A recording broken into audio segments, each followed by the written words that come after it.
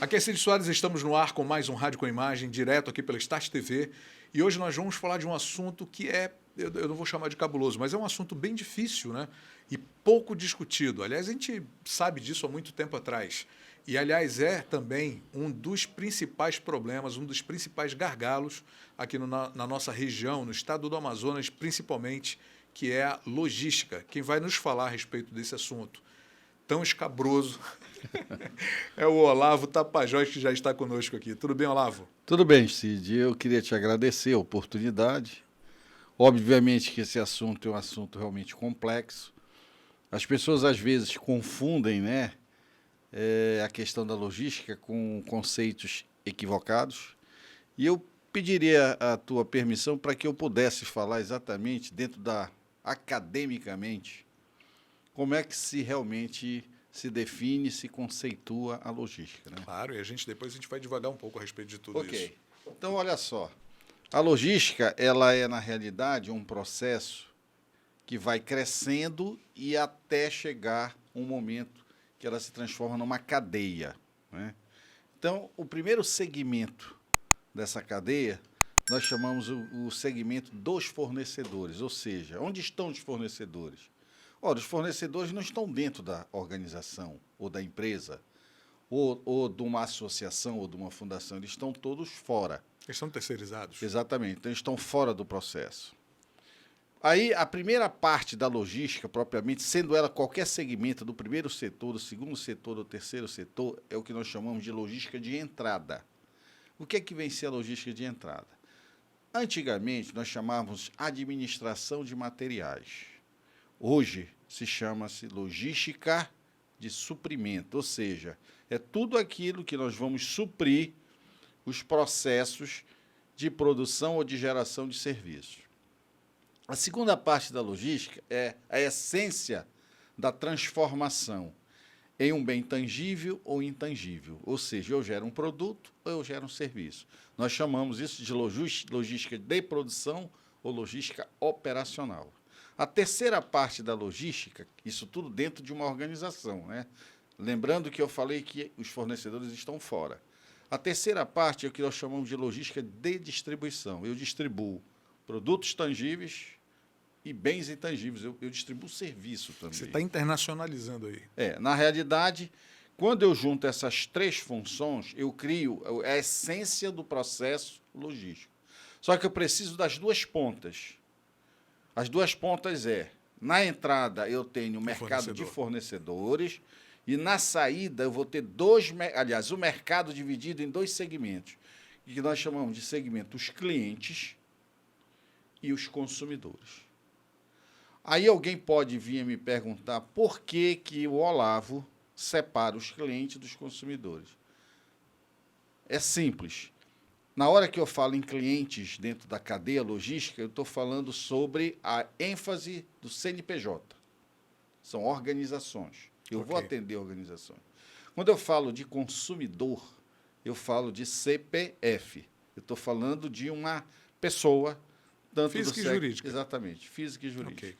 Bom, só que, para confundir a cabeça da grande maioria das pessoas, principalmente as lojas de varejo, elas nos fornecem um cartão de fidelização e eles chamam cartão e nos chamam de clientes, quando na realidade seria um cartão de consumidor.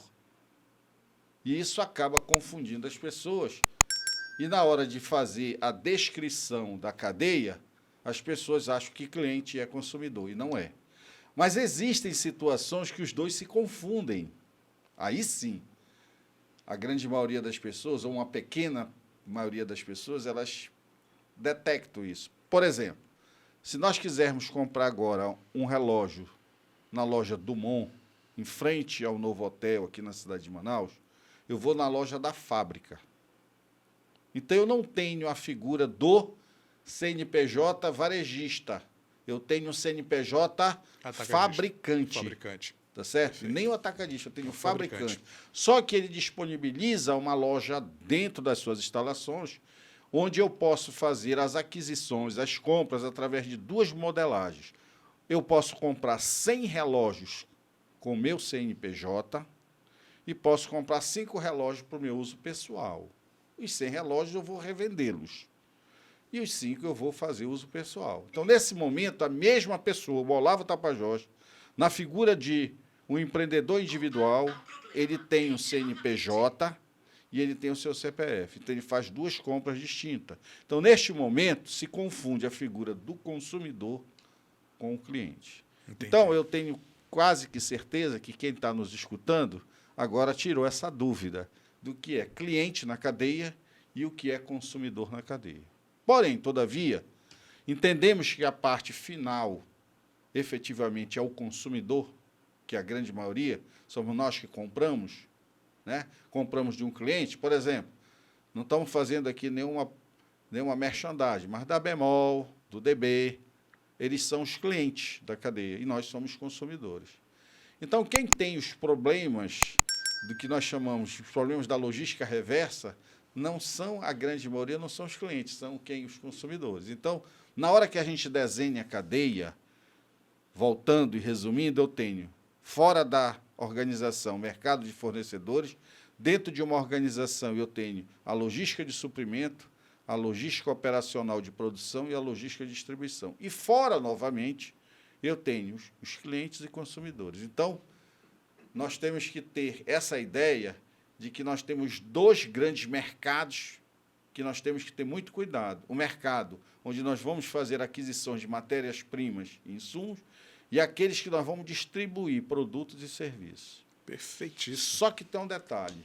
Quando vem avariado, eu tenho que chamar uma outra parte da logística que nós chamamos de logística reversa, que ela vai tratar o quê? Pós-venda. Após ter vendido, o cliente vendeu, eu, enquanto consumidor, detectei que existe um problema, uma avaria, a cor não está condizente, o tamanho não está condizente, enfim. As especificações de compra não foram atendidas. Ora, se não foram atendidas, eu preciso tomar uma decisão. E a minha decisão vai ser o quê?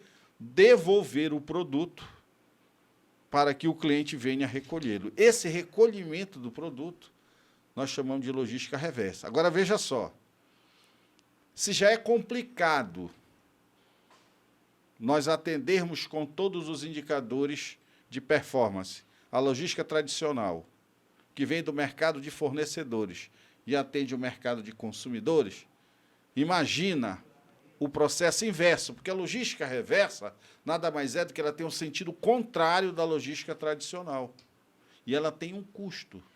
Porque imaginemos o seguinte, vamos colocar aqui um exemplo de uma geladeira, para ficar muito fácil para o nosso... Para o entendimento, né? Para o nosso entendimento. Vamos imaginar que eu tenha comprado uma geladeira branca e ela veio caramelo, uma hipótese. O cara disse assim, não, mas a geladeira é bonita, inclusive ela está acima da especificação. Eu vou dizer para ele, mas não é a minha especificação e nem tampouco é a cor branca. E poderia ser gelo até, mas eu escolhi branco neve. Então, eu não quero. Então, ela vai ter o quê? Ela vai ter um custo de devolução. Depois, ela vai ter um outro custo vindo a verdadeira geladeira dentro da minha especificação para atender a minha necessidade. Então, veja só, já existe um custo, que é o tradicional, existe outro custo da logística reversa e existe o terceiro custo, que é colocar o produto correto. Tá, isso já tudo é previsível dentro dessa cadeia, né? Do processo, melhor. Não deveria ser, porque, a priori, nós deveríamos atender as especificações. E não contar com erro. Não contar com erro. Okay. Cada erro tem um custo a mais. Então, veja só, daí porque eu digo sempre o seguinte, quando a gente detalha a cadeia logística, de entendimento, ela é simples, mas na sua operacionalidade ela é extremamente complexa, porque aí nós estamos falando de uma cadeia que a grande maioria está entendendo que está todo mundo junto, não. Primeiro, a matéria-prima vem da China ou vem da Coreia. O processo produtivo, a logística de entrada pode ser absurdamente um processo em São Paulo, onde distribui para 3, 4 fábricas que estão espalhadas pelo Brasil. Então, eu tenho o fornecedor na Ásia, a logística de suprimento em São Paulo, 5 fábricas espalhadas no Brasil, eu tenho 5 logísticas de produção e vou ter 4 CDs de distribuição também espalhados no Brasil. Então, veja, aquilo que parecia estar tudo simples, dentro de um contexto muito bem desenhado, na logística global está tudo espalhado. Então, nós temos produtos aqui no nosso polo industrial de Manaus que eles são produtos globais. É isso que eu ia te perguntar. Essa cartilha funciona para o mundo inteiro ou ela é setorizada? Não, ela funciona para o mundo inteiro. Mas, infelizmente, é esse o grande... É por isso que eu estou começando pela questão conceitual, para que a gente não transforme a logística, como a grande maioria acha, que logística é sinônimo de transporte. Não. A logística de transporte está contida na cadeia logística. É um dos itens. É né? um dos itens. Perfeito. Importante, sim. Leva 2/3 dos custos logísticos? Leva. É importantíssimo, mas ela não é única, porque se eu tiver transporte funcionando, mas eu não tiver insumo na entrada e não tiver produto para ser distribuído, eu estou pagando por uma logística parada. E aí quebrou a cadeia, né? Exatamente. Entendeu? Então, dentro desse contexto, por isso que eu acho, e quando eu estava, vamos dizer assim, na sala de aula, que agora eu estou com uma licença sabática, eu investia 1 ou 2 dias explicando para que nós pudéssemos entender o que é realmente a logística, porque lá para frente, quando eu tocasse na palavra logística, eu estou falando de uma cadeia. Eu não estou falando de um processo. Eu estou falando de uma junção de processos e que tem um certo sincronismo. Porque se não tiver o sincronismo, se não tiver planejamento, se não tiver estratégia, a cadeia se rompe. Agora mesmo nós estamos já começando a observar os efeitos dessa guerra entre Ucrânia e Rússia, que os elos da cadeia estão começando a romper. Era onde eu queria chegar já desde o começo da nossa conversa, porque eu entendi muito bem, e quando você fala que isso é global, a gente já entende também que os outros países estão aí trabalhando também com esse mesmo esquema. Exatamente. Quando você fala da quebra de elos, a gente percebe que a União Soviética ela é uma influenciadora muito grande ali naquela área da Europa, porque a gente sabe que eles não quiseram fazer parte da União Europeia. Eles ficaram à parte, mas eles são talvez o segundo maior produtor de petróleo do mundo e, portanto, um elo de vital importância. Exatamente. E essa guerra se dá exatamente por causa disso, não é não? Um dos fatores. Eu entendo que o principal fator, eu entendo, tá? Pode ser que haja discordância e que, se houver, salutar. Primeiro, a transformação da União Soviética na sua redivisão e a criação da Rússia, há de se convir que houve uma perda política do ponto de vista de soberania. E pontos estratégicos para isso. Pontos estratégicos, exatamente. A Ucrânia é um desses pontos. Exatamente. Porém, todavia, ainda a Rússia, na sua pequenez do ponto de vista do tamanho que ela era, mas ela ainda continua sendo continental, ela detém commodities que acabam influenciando fortemente a comunidade europeia, principalmente. E aí nós falamos não só da questão do petróleo, como dos seus derivados. O gás também é fundamental. Sim. Então, veja só, a partir do momento que esta iniciativa nociva, que ninguém aqui é favorável à guerra, mas já que ela está contextualizada, está acontecendo, infelizmente, há de se ter sanções de todos os lados. E a sanção que vem da comunidade europeia, do grupo da OTAN contra a Rússia, é tentar fazer com que ela, vamos dizer assim, faça um acordo com a Ucrânia e, em contrapartida, a Rússia tem uma série de commodities que são fundamentais para que a logística do dia a dia da comunidade europeia funcione. Então, veja só que é uma guerra que eu já escutei pelos especialistas sobre guerra e os cientistas, né, que é uma guerra fria quente. Falaram uma coisa similar, acho que, se eu não me engano, foi no domingo.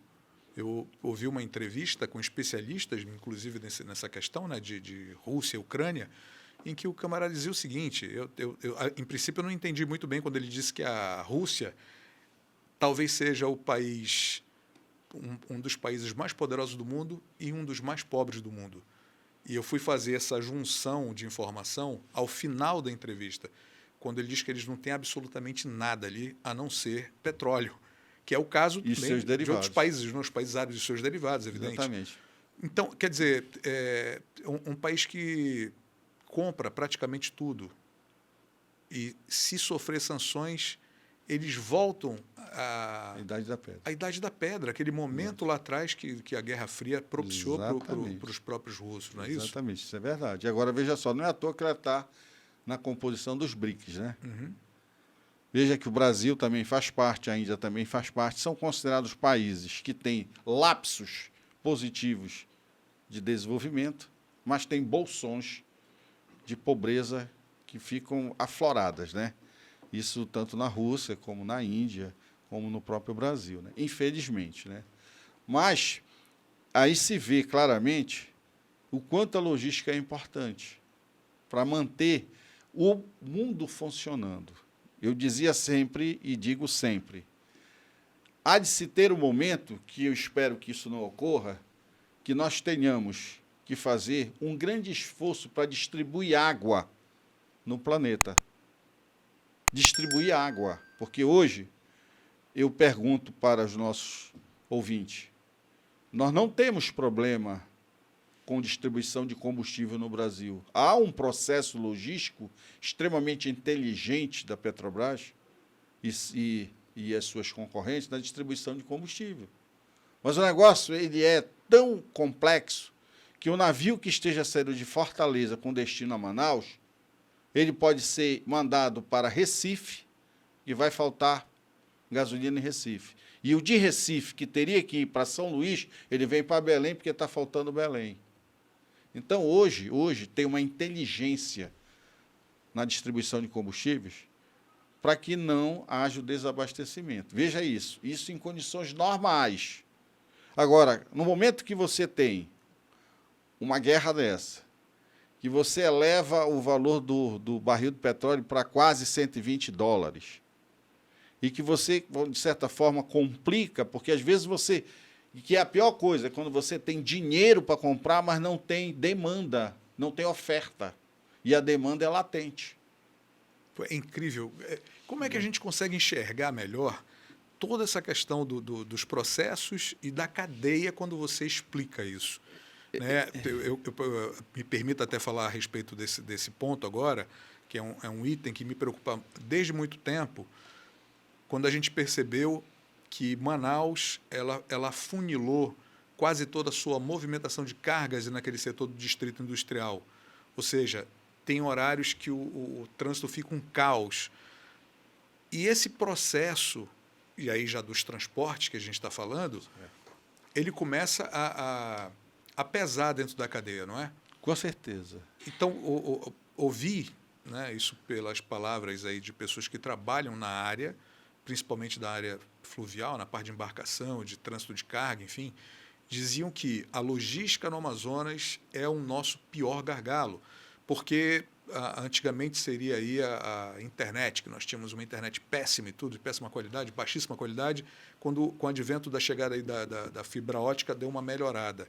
Mas a nossa logística realmente continua muito complicada. O que seria viável ser feito aqui, na sua opinião, Olavo? Olha, Cid, eu não sei se essa pergunta ela vem ao encontro dos meus anseios, porque a minha tese de doutorado foi exatamente estudando essa peculiaridade, essa particularidade, que ela, no meu entendimento, ela pode ser resolvida. Primeiro, da seguinte forma, nós temos que pensar grande. Tá certo? Uhum. E isso já envolve política, falou pensar grande. Mas infelizmente, os nossos políticos não estão assessorados por especialistas que realmente entendem um pouquinho da área de logística. Quando eu falo logística... Então, me desculpa te interromper de novo, mas você... Olha só, outro dia eu vi, acho que foi o presidente do CDL, eu não lembro agora quem foi que falou, mas assim, dando um esporro mesmo nos políticos amazonenses, que eles parecem que fazem ouvido de mercador. Todo mundo está dizendo, olha, meu irmão, por esse caminho está errado, vocês não ouvem os especialistas. É isso mesmo? Você concorda com isso? Concordo. Por outro lado, também, há dois tipos de especialista. E eu me enquadro naquele especialista que eu sou, da realidade, aquele que é agregador de valor e que não tem vaidades. Certo. E aí eu vou fazer uma crítica construtiva, que a academia é cheia de vaidades. Todo canto, né? Mas principalmente a academia, Pois é. quando se trata de doutores. E eu me incluo nessa condição, porque como eu sou doutor, eu sei exatamente do que eu estou falando. Então, primeiro, o doutor sabe muito de pouca coisa, ele tem que entender isso, sabe muito de pouca coisa, certo? Mas que ele pode agregar valor se ele fizer uma parceria com o governo e com a iniciativa privada. Quer dizer, é uma tríade que precisa funcionar. Quer dizer, na realidade é um quarteto, né? Porque quando eu falo aí, eu não posso deixar de falar no terceiro setor, né? Mas veja só, o setor governamental, o setor privado, o setor academia, tanto ela privada como governamental, e mais o terceiro setor, eles precisam trabalhar juntos. Por quê? Porque, veja só, aonde estaria a inteligência dos projetos?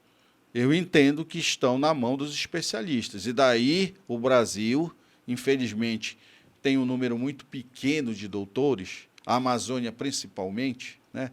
Deve ter mais doutores na USP do que na Amazônia como um todo, para você ver a relação de como é complexo você formar um doutor para ser especialista. Nós temos essa deficiência, como você fala, mas eu tenho que enxergar também pelo outro ponto que você já identificou nessa conversa, de que eles não são cooptados para fazer parte. Exatamente. É esse o problema. Então, você precisa pegar os profissionais acadêmicos, uni-los com a iniciativa privada e com o setor governamental e o terceiro setor entrando. E aí, o que é que nós temos que fazer? Construir, gerar, elaborar projetos, chamar a iniciativa privada para participar, porque ela tem interesses, principalmente quando se trata de PPPs, certo? E fazer a parte do governo, que o governo deve entrar com a flexibilização e a retirada dos excessos de burocracia nos marcos legais para que o processo ande com velocidade, que nós estamos falando agora. Por exemplo, falamos da guerra, fertilizante. A Petrobras tomou uma decisão, fechou 3 fábricas de fertilizantes. Veja só, qual é o commodity mais importante que nós temos? É o agronegócio, na figura da soja e do milho, os 2 maiores produtos, commodities, e a questão do minério. Aí eu pergunto, como é que nós podemos ser uma potência com agricultura inteligente se nós, teoricamente, não desenvolvemos os fertilizantes ecologicamente corretos e ficamos na dependência de países da Europa para poder importar, quando, na realidade, nós temos aqui reservas dentro da Amazônia que já poderiam estar gerando, no próprio estado do Amazonas, né? Gerando o quê? Matéria-prima, insumo para se fazer fertilizante. Então, é uma questão que nós precisamos aproximar. Se nós aproximarmos e acabar as vaidades e entender que nós somos engrenagem de um mesmo processo, as coisas começariam a andar. Então, no meu caso específico, eu ainda falava da minha ideia, era criar uma plataforma logística independente. O que é uma plataforma logística? É uma mini-cidade que o que se trata, na sua essência, são os processos inerentes à logística. E onde é que tem que ficar esta cidade, esta mini-cidade? Ou dentro do Distrito 1 ou dentro do Distrito 2. E nós teríamos que ter limitado, tá certo, a localização de outras plantas fora do distrito. Porque nós já temos hoje processos que fazem parte do polo industrial de Manaus na BR-010, na 174, na 070, no Distrito 1, no Distrito 2. Então, começa a haver um espalhamento dessas, quando, na realidade, o modelo seria a concentração.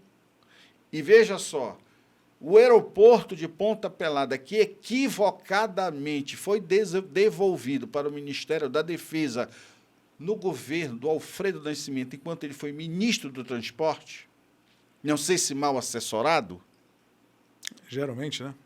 ali deveria ser o nosso chamado aeroporto industrial. Porque veja a complexidade e da interferência na acessibilidade da cidade de Manaus. Onde é que está o nosso aeroporto? Primeiro, localizado equivocadamente numa zona que mais tem problemas de neblina, fecha. Próxima área de floresta, né? Nós que somos um pouco mais antigos, para não dizer velhos, né? Quantas vezes fecha o Ponta Pelada e quantas vezes fecha o Eduardo Gomes? Então, meteorologicamente, foi escolhido o lugar errado. Deixa eu fazer uma colocação aqui no meio dessa história toda. Por incrível que pareça,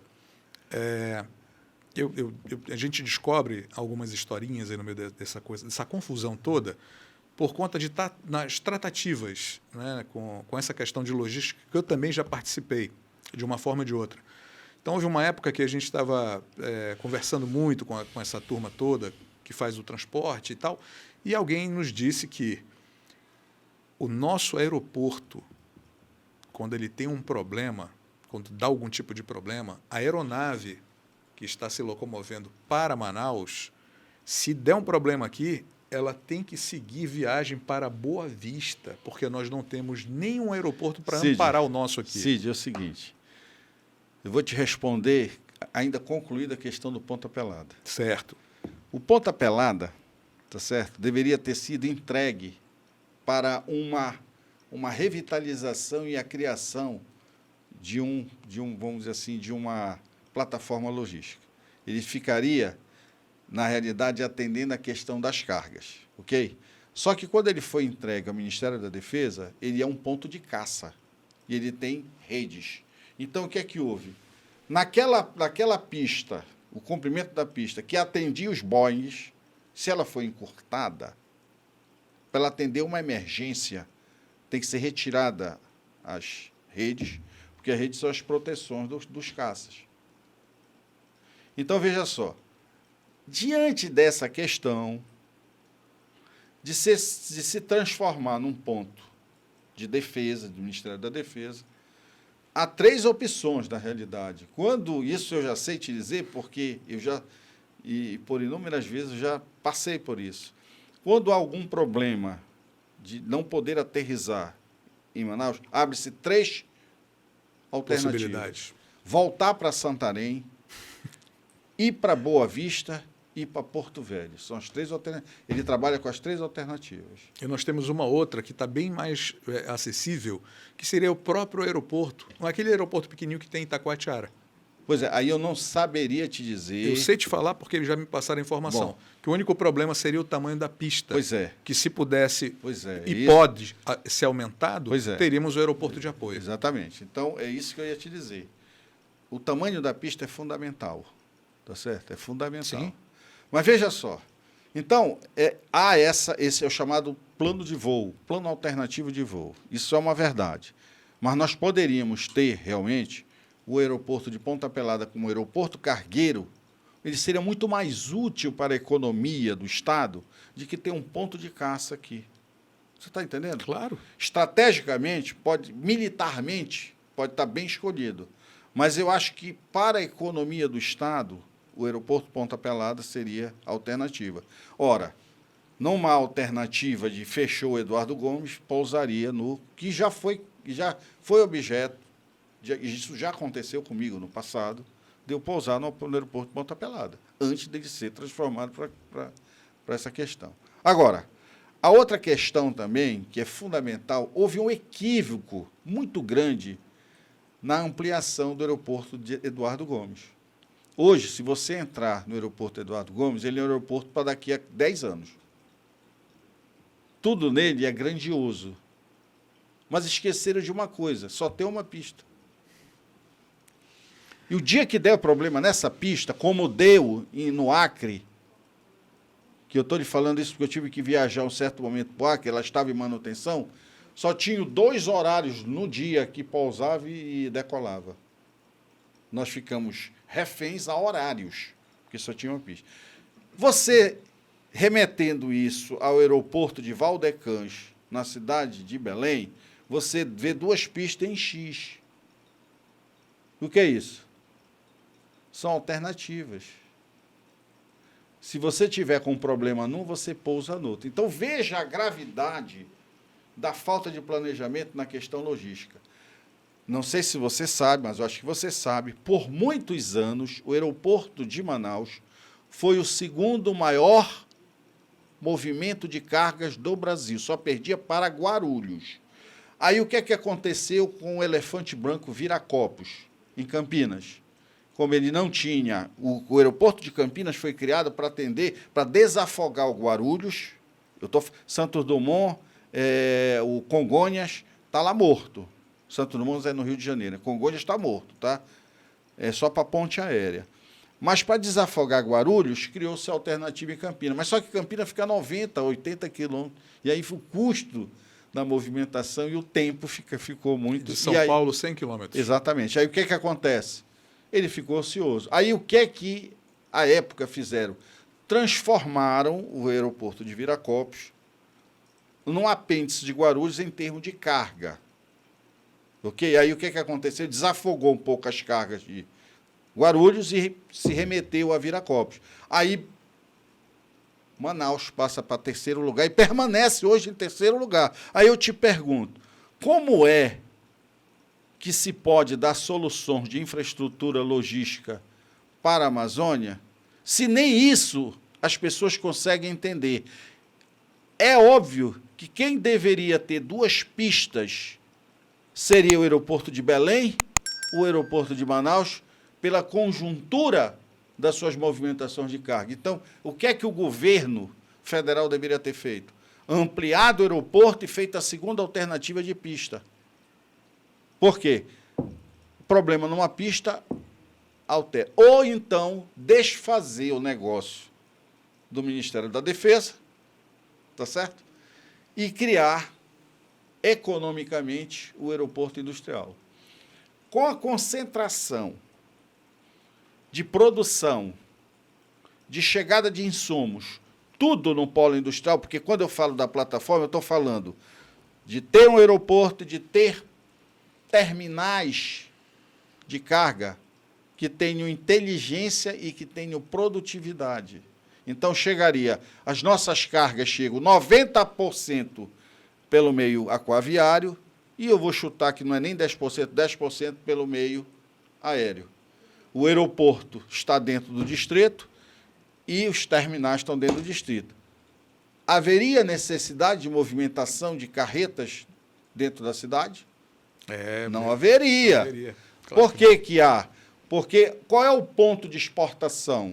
O aeroporto Eduardo Gomes. E como é que eu faço para sair com uma carga do distrito para... Aí eu vou tumultuar Recife, Paraíba, Torquato Tapajós. Por quê? Porque nós não temos um planejamento. Agora, me parece que está sendo criado, que na minha tese de doutorado, eu já dizia, nesta concepção, sem poder devolver o aeroporto Ponta Pelada, vamos ficar com esse status quo. Vamos sair com a carga do Santos Dumont, em vez de entrar na Torquato Tapajós no sentido centro, nós temos que entrar na Torquato Tapajós sentido Santa Etelvina, pegar Santa Etelvina, entrar na Avenida das Flores, entrar na Avenida das Torres, passagem de nível na Alameda Cosme Ferreira, comer uma parte da universidade e chegar no distrito. Essa seria uma alternativa. E bem difícil, né? A outra seria, na realidade, desapropriação José Vim, lá entrar por Aquaquara, entrando pelo Distrito 2. Aí nós teríamos realmente um movimento. É mais longo, mas ele não impacta na cidade de Manaus. Por quê? Porque desde a época do pseudo-legado da Copa, que não nos trouxe nada de legado em termos, o Hospital Hemoan, até hoje, está lá como elefante, ainda não foi inaugurado. Era o hospital que ia atender o centro de convenção. A segunda parte do centro de convenção foi inaugurada um dia desse. E o hospital continua lá, parado. Nós não tivemos nem a implantação do BRT, nem tampouco do monotrilho. Essa história do BRT monotrilho, isso é mais antigo, sei lá, meu irmão, é uma conversa velha. Pois é. Passada. Aliás, já foi dito por vários especialistas que era impossível e improvável. Né? Várias pessoas colocaram esse projeto numa tentativa até acho que de ganhar voto, porque sabia que não ia virar. Eu acho estranho isso. Eu acho mais estranho ainda quando a gente enxerga também, como eu te falei, eu fucei muito essa história. Haviam empresários interessados em vir para a Amazônia, em especial aqui para Manaus, para o Amazonas e para Manaus, aqui próxima, nessa região mais próxima aqui, Itacoatiara, para fazer tombamento de carga em Itacoatiara. Aí utilizaria uma estrada nova, que essas empresas iriam construir, aí sim, direto de Itacoatiara para Manaus. Uma Manaus e Itacoatiara de fato, porque o que nós temos hoje é Manaus, Rio Preto e Itacoatiara. É uma curva enorme, a gente perde 100 e poucos quilômetros, salvo engano, e perde um tempo enorme. E, ao mesmo tempo, faria uma via férrea, né, paralela a essa estrada, para trazer também outro tipo de material. Aí estou falando de minério, estou falando de madeira, uma série de coisas. E essa carga toda ficaria depositada em uma outra área construída atrás aqui da cidade, já que próximo, depois da barreira. Né? Também ajudaria a desafogar. O que acontece hoje é que os terminais de uso privado monopolizam isso, essa recepção de carga. Os TUPs estão monopolizando há muitos anos isso. Os caras enriquecendo, não permitem que a estrada seja concluída, essa BR-319, a maior parte desse problema é causado por esses caras, e fica todo mundo nas mãos, à mercê de 2 ou 3 empresas. E com uma miopia empresarial. Vamos imaginar que os empresários realmente tenham esse viés que eu considero maldoso, mas desinteligente. Por quê? Que a falta de inteligência, eu até já pego aqui a tua ideia, porque eu sei que esses caras ganhariam muito mais fazendo exatamente projetos novos. Olha, eu tive o prazer, eu visitei o que nós chamamos a logística de distribuição de combustível dos Estados Unidos, através do rio Mississippi, Houston. As grandes refinarias dos Estados Unidos, elas estão naquela região. Ali é Texas, né? Texas. Okay. Aí o que acontece? Lá há o quê? A multimodalidade, que conceitualmente também tem muita gente que confunde o que é intermodalidade e o que é multimodalidade.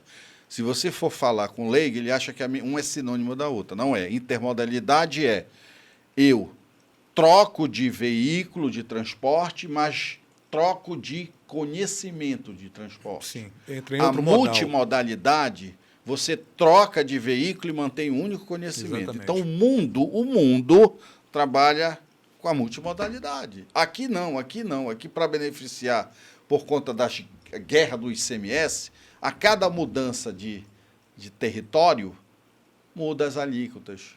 Então, tem que carimbar, tem que não sei o quê. Então, acaba complicando. E muitas vezes quando você faz o transbordo, tem que trocar o documento.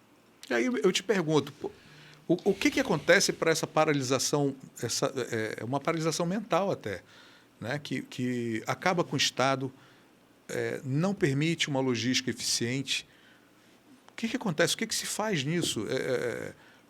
Quais seriam os critérios utilizados hoje, daqui por diante? Vamos falar daqui por diante. O que se faz hoje para começar a melhorar esse quadro? Eu faria o seguinte. Primeiro, eu teria que começar com a mudança das estruturas organizacionais em termos de pensamento logístico. Certo. Então, veja só.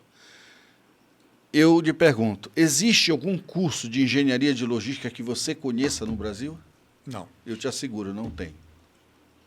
Curso de logística, engenharia de logística. Aí eu vou te fazer a segunda pergunta. Existem empresas que trabalham com isso, mas não tem nada de curso. Academicamente. Não, academicamente não. Como tem engenharia de produção, engenharia de alimentos, engenharia de pesca. Se não me engano, a USP tem uma sala de testes da Petrobras que eles fazem todo tipo de experimento, né, como uma piscina gigante e tal. Eles usam aquilo para os estudantes também. Mas sim, mas na questão já específica das simulações de plataforma Simulações logística. de plataforma, exato. É uma questão Principalmente das específica, intercontinentais, entendeu? isso. Eu te falo assim, um curso, não tem. Então, veja só. Porra, se você tem o curso de Direito, você tem advogados, você tem formadores de opinião. Certo. Se você tem engenharia de produção, você tem formadores de opinião. Se você não tem engenharia de logística, você não tem formadores de opinião. Aí todo mundo começa a dar piteco. Todo mundo acha que pode falar. Então, aí o que é que fizeram? Como não houve força de fazer um curso de engenharia, se fez um curso de tecnólogo em logística, ok? Já é algo, vamos dizer assim, do ponto de vista, já é um avanço. Então, eu tenho que ter o curso técnico, o tecnólogo, eu tenho que ter o curso de engenharia. Então, eu preciso formar o quê? Os profissionais. Depois de formar os profissionais, as estruturas governamentais precisam pensar sobre a ênfase da logística. Então, há o equívoco. Não é Ministério de Infraestrutura, é Ministério de Logística. Dentro da logística, tem a parte de infraestrutura, mas tem o planejamento logístico, que vai se utilizar da infraestrutura logística. E aí, para completar, para dar vaga para A ou B, se separa portos e se cria uma secretaria executiva. Depois traz de novo para a infraestrutura. Então, como é que eu conceberia isso? Primeiro, o Brasil deveria ter o Ministério de Logística e secretários executivos dentro dos modais. Então, eu teria um secretário executivo rodoviário, um secretário executivo aquaviário, um aeroviário, um ferroviário, um dutoviário. E todos os projetos a nível Brasil, eles deveriam ser multidisciplinar, ou seja, vai haver um projeto? Vai. Todos os secretários têm que saber o que é que vai ser feito e qual a influência que vai ter no seu modal para que haja agregação de valor. Bom, concebeu-se o que se diz na esfera federal. Isso teria que ser replicado para a esfera estadual e para a esfera municipal. Então, criou-se o cenário. Que não existe hoje. Não existe hoje. Ok. E eu tive a oportunidade, e eu tenho um amigo muito próximo, o Rafael Rodrigues, que viu, eu mostrei para ele o desenho da futura Secretaria de Logística do Estado do Amazonas. Eu tive o prazer de desenhá-la, mas não pude implantá-la, porque, infelizmente, o governo que eu participava na época, ele foi derrotado. Olha, você falou do Rafael Rodrigues, eu não acompanhei o início do processo, mas o Rafa ele levou a conhecimento do empresariado local e também de fora uma tentativa de mudar completamente a história de portos e navios no mundo. Sim, Que foi a criação de uma plataforma oceânica que fica em águas internacionais, a 200 milhas da costa. Das questões tributárias. Isso, para vencer tudo isso, né? Eu acompanhei o processo um pouco depois, mas eu enxerguei uma série de outros problemas que essa plataforma oceânica iria suprimir. Por exemplo, navios que entram em nossas águas, que vêm de outros biomas e trazem na sua água de lastro, sim, uma série de elementos contaminantes e que aqui não encontram predadores para acabar com eles e tudo, eles vão se proliferar. Aí a gente está falando do vibrião do cólera, que sim, veio nesse formato, do camarão, que hoje é camarão de água doce, mas ele era camarão, ele veio de algum lugar. Caramujo, esturjão, né, africano. Enfim, tem uma série de problemas. Sim. Nós temos tubarão de água doce hoje. Está achando que eles vieram como nadando? Não, veio na água de lastro. E aqueles se proliferaram exatamente porque não encontraram nenhum tipo de predador natural. Então, evidente que isso acontece muito. E nós tivemos um governante que teve uma série de problemas, mas que é um conhecedor profundo dessa área, que é o José Melo, professor José Melo. Conhece tudo isso. Infelizmente, teve esse episódio com ele aí que foi realmente um processo muito desgastante. E muita gente perdeu, o Estado do Amazonas perdeu muito, porque ele tinha já, eram as cartas da manga desse governante, seria o processo da abertura de estrada, tombamento de carga, minimizar esse problema que tem de trânsito, né, de fluxo de carretas ali na área do distrito, tudo isso ele conhece muito. E em algumas conversas com ele nós aprendemos demais, até porque completava o conhecimento que nós trouxemos de São Paulo, exatamente do empresariado que pretendia se instalar aqui, né, fazendo virar um pouco melhor essa questão da logística no Amazonas. Eu acho que do jeito que está hoje, não sei qual era o grupo que teria que se constituir aqui na base para fazer isso andar. É muito difícil isso? Não, veja só, nós estivemos próximo disso. Com a criação da Secretaria de Logística Estadual, nós teríamos um secretário executivo adjunto planejando, nós teríamos os processos de licitação dentro dessa secretaria, certo. E a CEINFRA ia executar. Tá, mas é gente que tem noção de fato de como fazer isso. E né? a parte final, que seria a operacionalização da logística. Entendi. Né? Então, veja só, isso na mão de uma só pessoa comandando esse processo. Então, na hora que você vai fazer uma intervenção do governo do Estado na cidade de Manaus, aí tem que ver as consequências que isso causa. Por exemplo, na hora que você faz o viaduto Gilberto Mestrinho, quando se estava fazendo o projeto, que ficou parado, que vem do governo do Serafim, e foi no governo do Amazonino, enquanto prefeito que concluiu, tinha o projeto da Avenida das Torres. Então, veja só, quando você faz um projeto na área de transporte, é imprescindível que você estude o que nós chamamos de matriz de origem e destino. Da onde vão chegar as viagens para aquele ponto e quantas viagens sairão daquele ponto. Então, veja só, quando se fez isso, jamais se imaginou o fluxo de veículos que viriam pela Avenida das Torres. Então, quando você faz um planejamento desse aqui, que você não contempla isso aqui, o que é que acontece? Esse mata esse. Então, nós temos aqui um exemplo claro, que a Avenida das Torres matou o viaduto, ou o complexo Gilberto Mestrinho. Matou por quê? Porque de manhã precisa de um amarelinho, sei lá, um verdinho. Marronzinho. E outra que agora tem paralisação ainda tem o prolongamento, que é a Avenida das Flores, que vai até a estrada, a Torquato Tapajós. Então, o fluxo de carros ali... Quase, né? Não, ele vai até a estrada, Torquato Tapajós, ele faz a ligação direta. O número de carros que vem daquela região para cá é absurdo. Né? E chega ali na Efigênio Salles... Estrangula tudo. Acabou, meu irmão. Estrangula. Acabou. Entra na Alameda Cosme, entra na André Araújo ou entra na Efigênio Salles, estrangula tudo. Exatamente. Então, nós somos reféns exatamente da falta de planejamento. Eu vou lhe fazer uma pergunta. Já que você está me entrevistando, agora eu vou lhe fazer uma pergunta. À vontade, a gente está batendo um papo aqui, que é uma entrevista. Me diga, nos últimos 20 anos, o que é que você viu nesta cidade de Manaus, em termos de infraestrutura rodoviária urbana, que pudesse efetivamente desafogar o trânsito caótico da cidade de Manaus? O que é que você... Então, vamos lá. Eu vou por partes. Tá. Eu lembro que a Efigênio Salles ela foi feita exatamente... é uma avenida sem semáforo. Você pega desde o Coroado até passando aqui o Amazonas Shopping, indo embora, não tem semáforo. Ou não era para ter, né? Mas tem os estrangulamentos. Quando você faz um viaduto, uma passagem de nível que seja, sei lá, que ela diminui o volume de veículos que possam trafegar ali, você já começou matando tudo.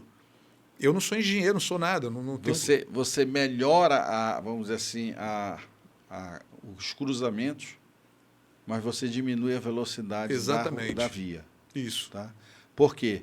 Porque se não tivesse essa, vamos dizer assim, essa infraestrutura, possivelmente teria que ter um sinal. Então, é verdade. Tira o sinal, mas diminui porque realmente estreita. É uma verdade. Exato. Aí você chegaria, só para concluir essa parte, você chegaria na rotatória das letras e seguiria adiante. Mas quando chega na ponta, a estrada da Ponta Negra acabou de novo. Só que tem um detalhe, que talvez você tenha esquecido. Não, já esqueci, de fato. Muita coisa que a gente deixa passar. A Jacira Reis não existia. Exato. Exatamente. Então, veja só, o V8 morria exatamente no Sírio-Libanês. Vai lá. O problema de transporte, ele é interessante. O problema está localizado aqui. Você resolve, mas o problema passa para frente. Uhum. Então, veja só, quando você dá continuidade na Jacira Reis, mesmo tendo aquelas curvas perigosas ali, eu acho a Jacira Reis interessante para quem quer, na realidade, correr e o raio de curvatura ali é perigoso, quando chega exatamente no São Jorge ali, na Avenida São Jorge, né? Subida para o São Jorge. Subindo para o São Jorge, ela estrangula de novo. Isso. Tá? Então é assim. Então os problemas, eles são assim. Outro caso que é sintomático, você vem pela Paraíba e quando você chegava ali na confluência com Efigênio Salles, tinha um semáforo demorado, né? Aí exato. você tem uma passagem de nível, né? Exato. Flui bacana, né? Quando chega no CSU Mata. Exatamente. Lá Para quebra cá de e para novo. cá, entendeu? Então o problema estava nessa esquina e se transferiu para outra esquina. Irmão, eu vou trocar em Então, miúdos aqui. Eu acho que Ele vai sendo empurrado com a barriga. o nosso entendeu? problema ele é muito, muito parecido com o que acontece em Goiânia. Goiânia é uma cidade que, meu irmão, jogaram uma maldição ali eu acho que tinha que ser chamado de predador, não de governador. Porque os caras são loucos, são completamente loucos. Aquilo ali é passagem São Paulo-Brasília. Você não vê passagem de nível.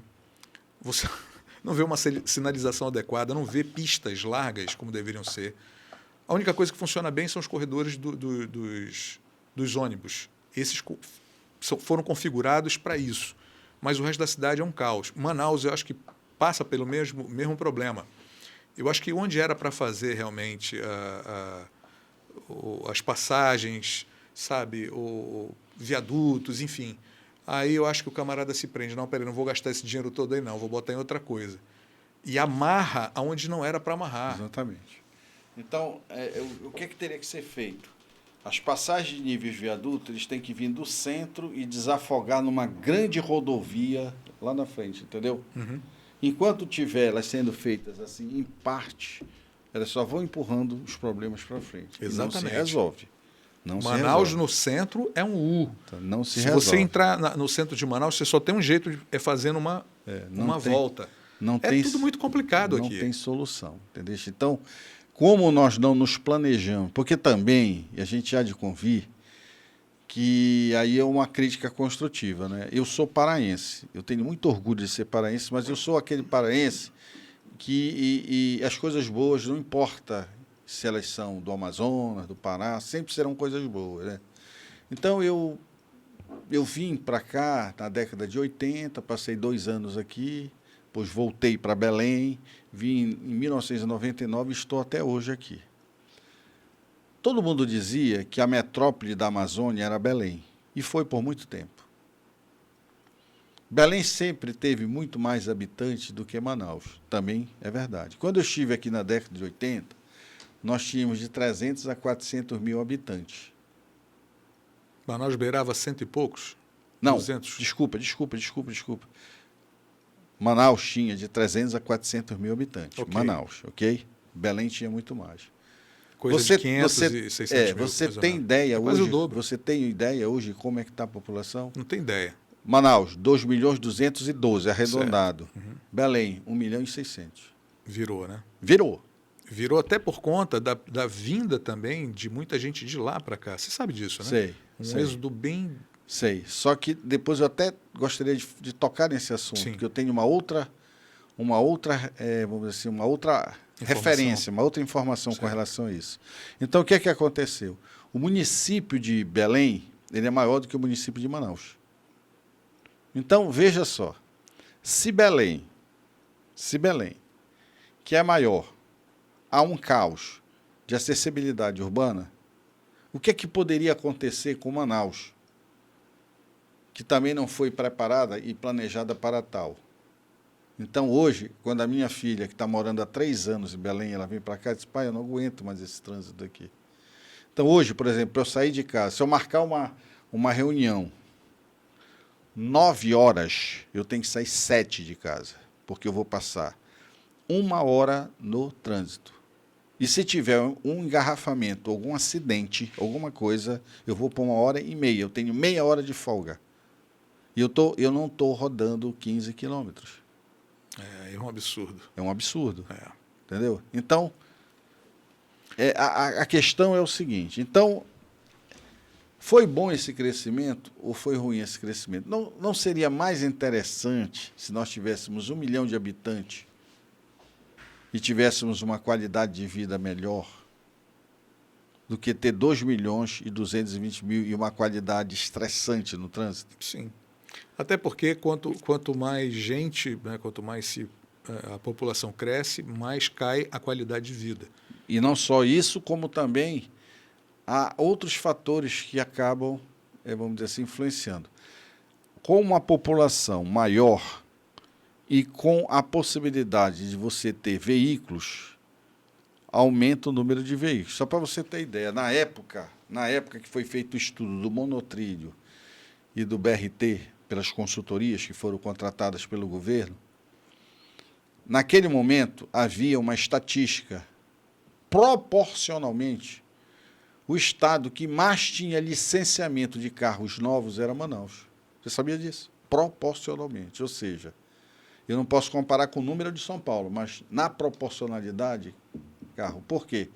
Por conta desse êxodo que veio para cá, para Manaus, e muita gente vem. Quando a gente diz que tem 120 mil pessoas com emprego, nós temos 4 ou 5 pessoas indiretamente que fazem parte daquele contexto. Então, essas pessoas elas estão movimentando a economia.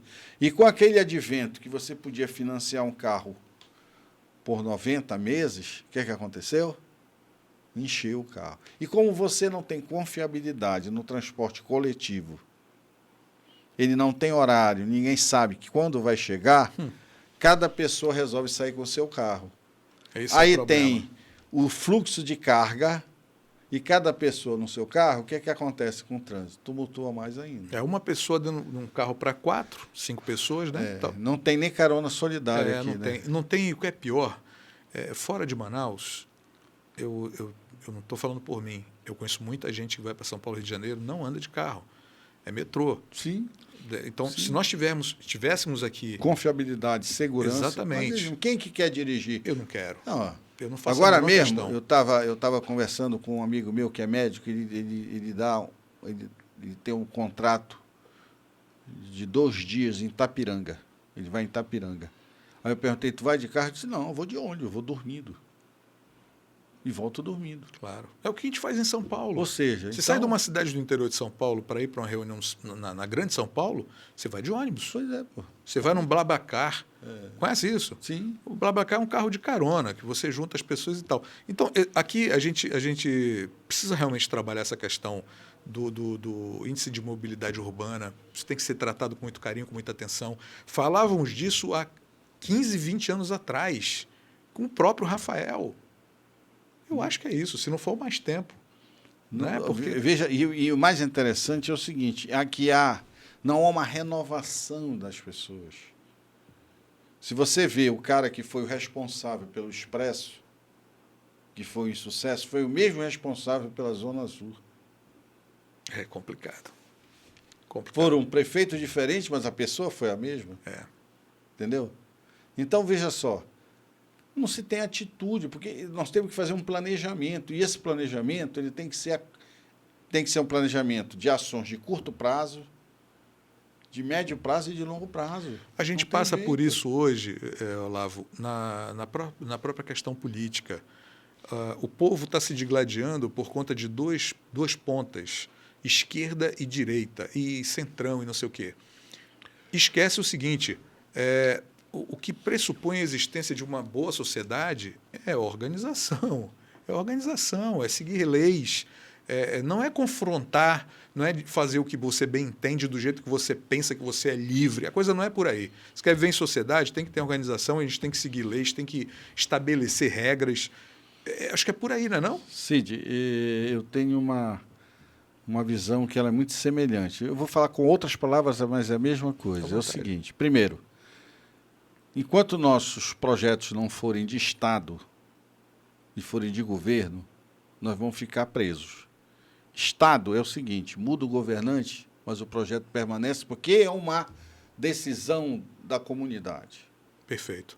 Então, muda 3 prefeitos, mas o planejamento era para fazer 3 grandes vias. Vão ser 3 grandes vias e mudou 3 prefeitos. Foram 4, 8, 12 anos. Agora você imagina, 12 você anos, imagina, não tem problema. Mas saíram as 3 vias. se você imagina agora Manaus sem essa Avenida das Flores e das Torres, o que seria de Manaus? Não, aí eu te digo, se é Maceió, que é Sem- estrangulada, sem colocar sem a via de mão Jacira única. Reis, Meu irmão, sem o turismo com 2 vias, isso. com um corredor, É. tá certo? Sem o São Jorge alargado como foi, que é a que vai lá para Ponta Exatamente. Negra. Entendeu? Foram as poucas intervenções Irmão, que houveram. Foram Essa as poucas. cidade aqui, ou ela realmente resolve crescer e apontar para um futuro digno, ou a gente realmente vai morrer. Vai. E cada vez vai ficar pior. Vai ficar pior porque Vai a ficar gente pior. morre sem qualidade Olha, de vida.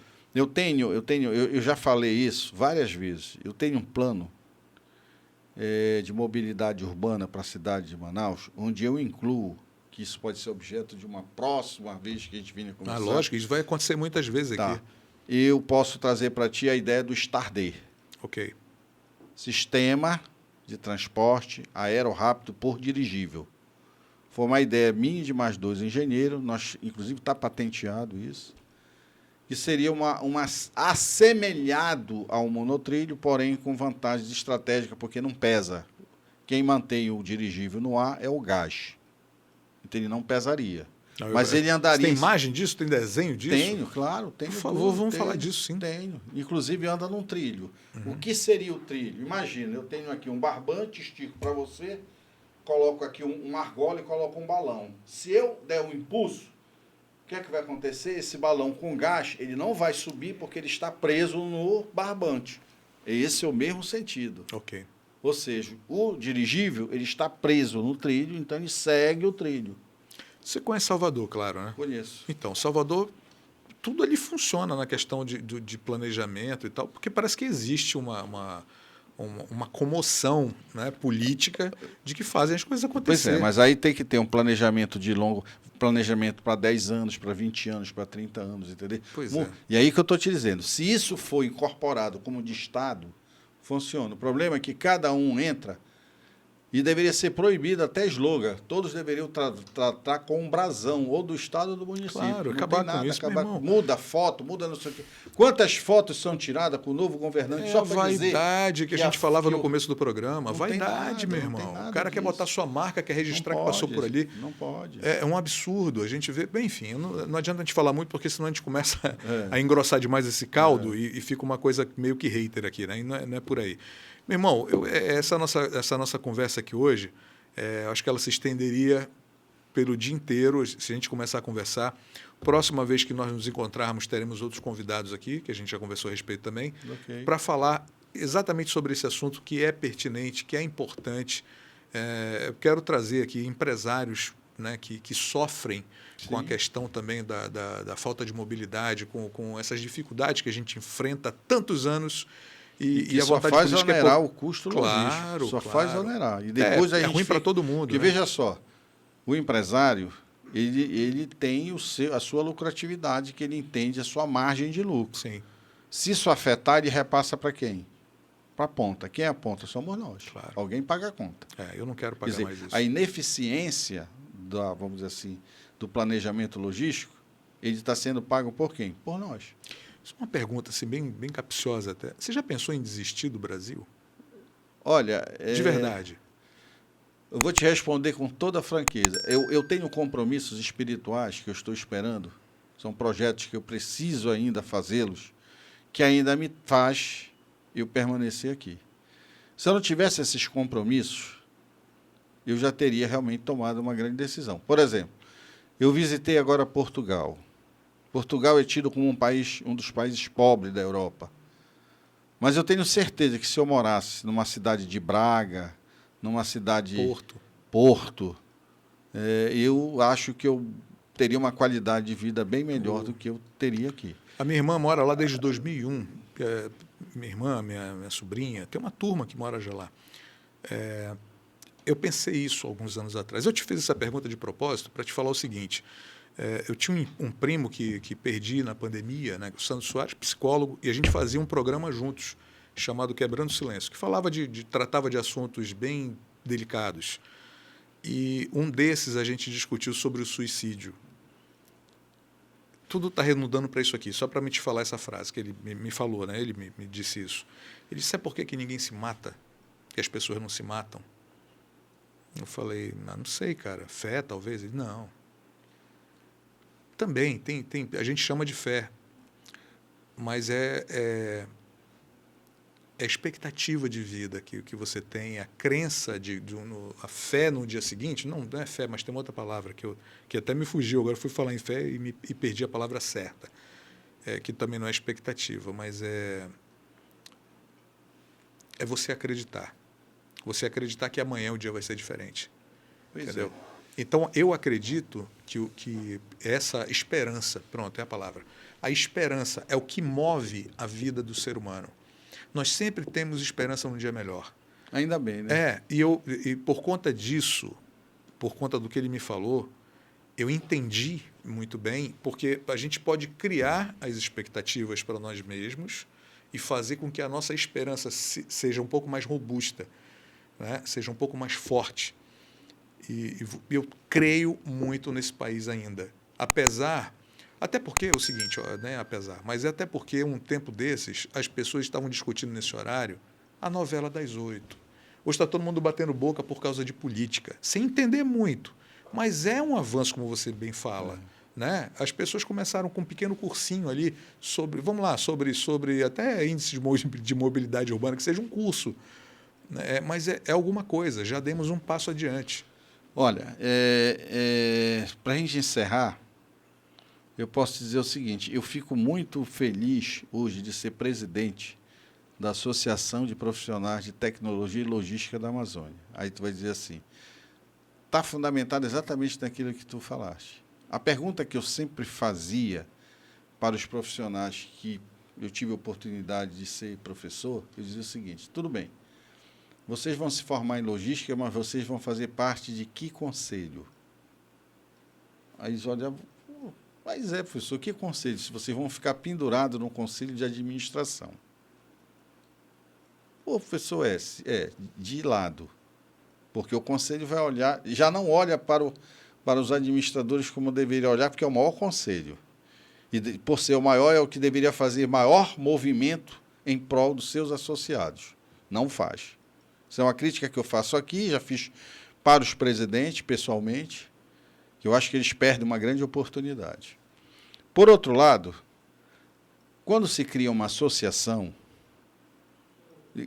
e essa associação ela vem de um bom tempo, quando eu quis fazer junto com um colega meu, que chegou a ser até meu professor, e eu senti que ele não acreditou na ideia. E hoje existe a associação. E ela está vamos dizer assim, ela já completou a maioridade, ela já tem mais de 3 anos, e ela está para se lançar oficialmente na comunidade. Mas se ainda puder, eu gostaria imensamente de fazer uma desarticulação desse penduricalho no Conselho Regional de Administração, da mesma forma como os arquitetos se desvincularam do CREA e criaram o CAU. E criar um conselho para os profissionais de logística, levando em consideração que eu tenho esboçado, guardado, e que recentemente eu voltei e falei isso para uma pessoa. Eu tenho a ideia convicta que assim que eu tiver condições, eu serei o precursor e abrirei um curso de engenharia logística. Que é exatamente para fechar. Então, mas espera aí, é engenharia logística. E agora? Agora tem que ter um conselho, pô. Mas já tem associação. Então, vamos fazer um upgrade na associação e vamos pegar essa ideia da associação e fazer o conselho. E aí, casa as coisas. Então, isso, para a gente terminar, se você me permitir, seria exatamente a esperança de uma possibilidade de um dia se transformar um sonho numa realidade. Professor, muitíssimo obrigado pela sua presença e participação aqui no programa. No primeiro encontro, a gente conversou um pouco a respeito de logística. Vamos amadurecer mais a conversa, tenho certeza absoluta que daqui poderão sair novos rumos, novos pensamentos, talvez até a gente consiga fazer com que as pessoas se manifestem a respeito disso, né?